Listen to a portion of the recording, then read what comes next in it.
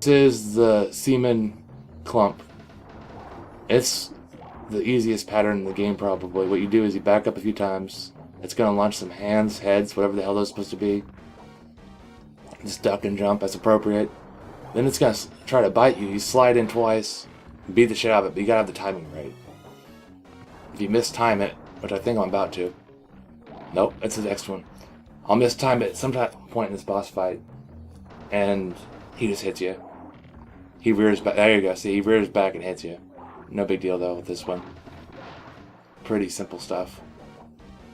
This is actually the only boss fight other than Nosferatu where you don't get this little dudes. I should have showed that, but whatever.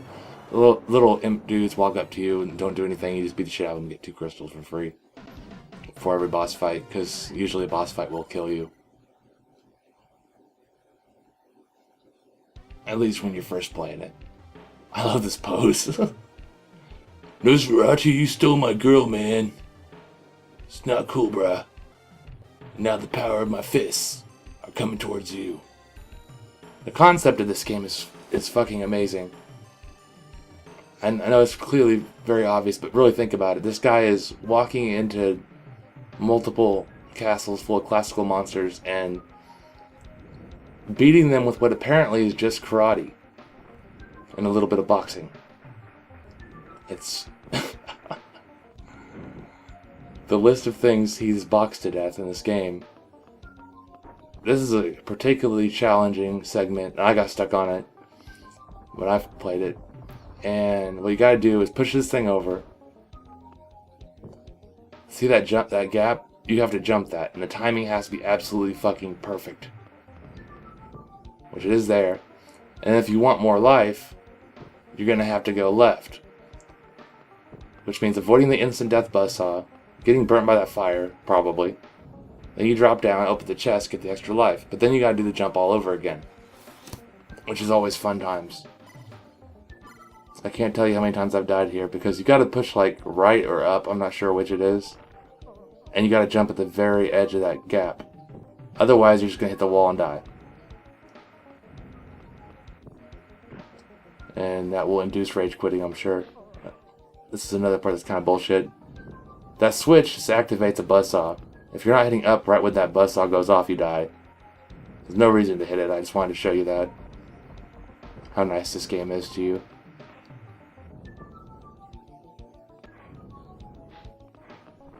Graham cracker floors are an important factor in this game. A lot of floors are made of graham cracker crust. Graham cracker crackers. And that switch will actually activate the second set of spikes. So what I did was I jumped over it. Any second now. There we go. Now you gotta get to combat stance, jump, land on that, fall down, the table will miss you, and that's the only way I've found to get through that part without getting hit a million times. I really hate those bone zombies because they have way longer reach and they just keep smacking you over the head. And you gotta kind of shoulder charge them and hope for the best. This run through, probably the best I'll ever do at this game. I'm never gonna play it again after this. And then 80s Bro takes on a rock golem with rocket launcher hands. As for strategy against the rock golem, no karate. Everyone knows that's its weakness. Yeah, he turns into a foot occasionally. I didn't know rock golems did that. Was not aware. I've dealt with a few rock golems in video games, never had one turn into a foot. But 80s Bro's too brave to care. He's got a girlfriend to save, who he'll probably dump in college after he cheats on her at a frat party. But still, at the moment he's very concerned. I thought I could jump over that with a running jump, but no, you can't, which is kind of bullshit. Boom! Destroyed him. Rock on, bro. So proud of you. And now we're coming up on the final stage. There's your beautiful, lovely girlfriend. And it's stupid Nosferatu being a dick. He's all scared. And he better be scared because it's coming for him. The ass pounding of the century. So this level has a lot of Kung Fu zombies. And look in the background. It's the most disturbing thing about this game. This furries on the stained glass windows. Like, ignore the moving portraits. Ignore all the monsters. Furry stained glass windows. Why? This part's gay.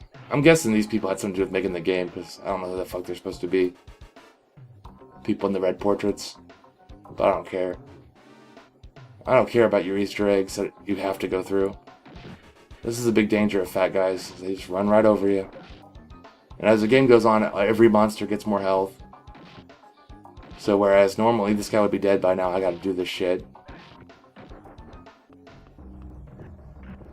Oh, this is bullshit coming up. These archers, you can't hit them.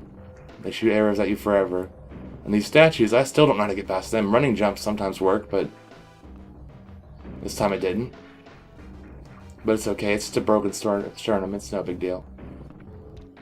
And for some reason you can't get hit when you're up, so...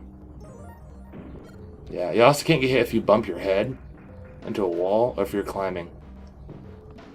So, use that to your advantage if you ever play this shit. Continuing forward. Even more Kung Fu zombies. There was that uppercut I was talking about. They're not too bad, but they can do shit like that out of nowhere. They'll kick the fuck out of you. It's just annoying. They're really the only kind of monster in the game that fights back with karate. The others just kind of cheese you. So I do like fighting them because it looks kind of cool, but that's about the only reason to like them. The time door, slide into that, activates another time door, which you have no way of getting to. Fight the Kung Fu zombie again.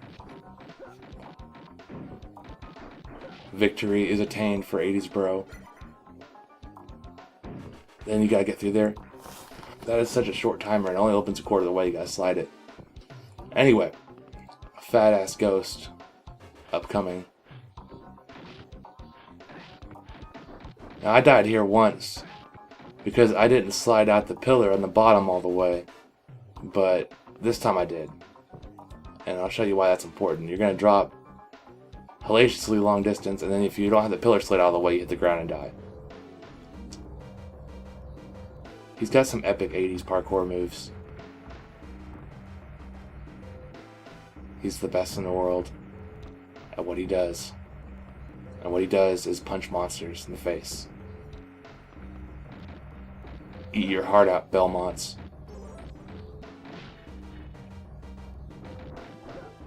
I don't need no whip.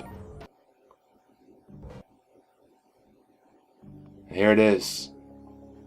The confrontation. Can one beef-eating American 80s bro take on Nosferatu, Lord of Darkness? Because apparently they couldn't use the name Dracula. I don't know why. That's clearly Dracula. Let's stop the bullshit. This is not Nosferatu. I know Nosferatu. This is Dracula. Actually, he's probably not Dracula because he seems to have purple skin. He's some kind of weird... I don't want to take anything away from 80s bro, but if this isn't Dracula, I'm not as impressed. But anyway, this guy, he knows some kung fu of his own. You gotta back up, slide in, and then hit him. And he flies, which is obvious. He tries to land on your head, which almost never works. And he'll occasionally, if you get too close, he'll grab you by the throat, choke you. He'll turn into a bat, which I haven't found the way around this. I'm guessing some kind of jump kick, but I haven't figured out the timing. But luckily I didn't need to for this one. He just keeps doing that shit for a few minutes, and then he turns back into a regular-ass vampire.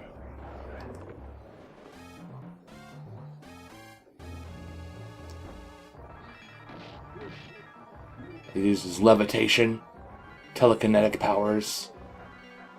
What a deadly foe. Can karate defeat this? The answer. Oh, I fucked that up. This is kind of a long fight. Like, if you know what you're doing, you know you're gonna beat him. But it just goes on and on and on because it keeps flying and choking you. It's a little upsetting. But I believe, there we go. KO.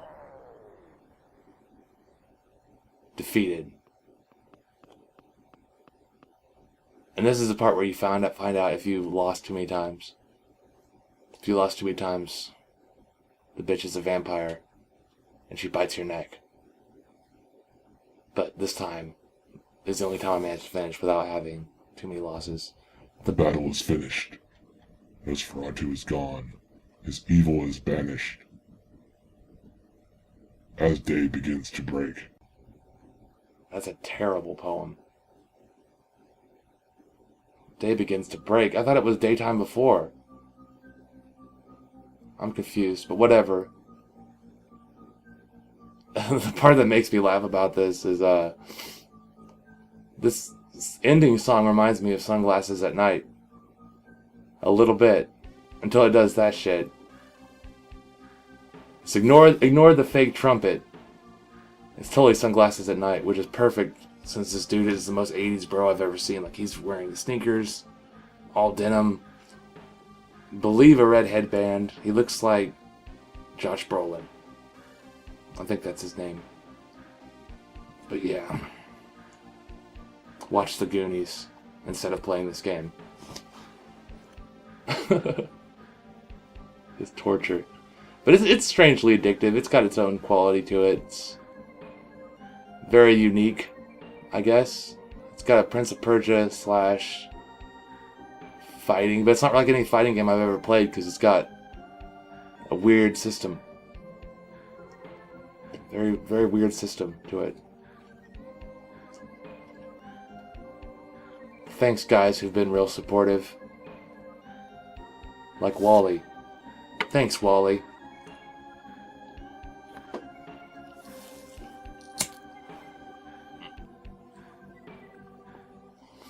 Produced by Seda, the Naked Fairy Company. They made it.